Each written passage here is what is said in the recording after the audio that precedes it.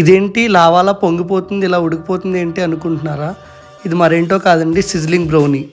Hey guys, ఇవాళ మేము బొమ్మూరు నుండి కడియం వెళ్తుండగా మాకు పేస్ట్రీని అయితే కనబడిందండి. ఒకసారి లోపలికి వెళ్ళి ఏమైనా కొత్తగా ఉందేమో ట్రై చేద్దామని వెళ్తే ఇక్కడ మనకి సిజ్లింగ్ బ్రౌనీ అనే బోర్డు అయితే కనబడింది. సరే ట్రై చేద్దాం కదా అని ఒక సిజ్లింగ్ బ్రౌనీ అయితే ఆర్డర్ చేశానండి. అసలు టేస్ట్ చేద్దాం ఇక్కడ ఎలా ఉంటుందని. అదైతే టైం పడుతుంది అన్నారు, ఒక 15 minutes, ఎందుకంటే అది హీట్ చేసి ఇవ్వాలన్నారు.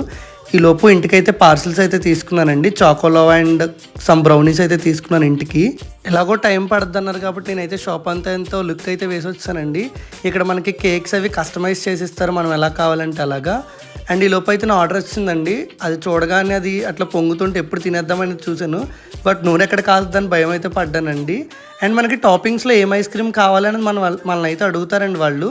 నేనైతే చాక్లెట్ అని చెప్పాను. అండ్ టేస్ట్ విషయానికి వస్తే నోట్లో పెట్టుకోగానే చాలా అయితే బాగుందండి.